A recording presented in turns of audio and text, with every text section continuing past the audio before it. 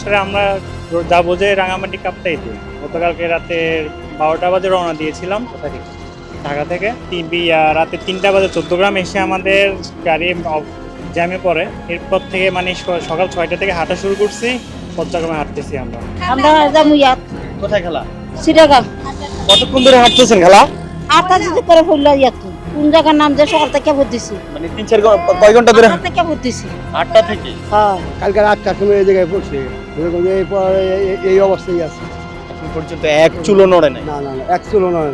টাঙ্গাইল থেকে সে চট্টগ্রাম যাবে। চট্টগ্রাম আর কি মনে করছেন এই ডিমগুলো আসলে থাকবে কিনা, যেহেতু রোদ উঠেছে আজকে?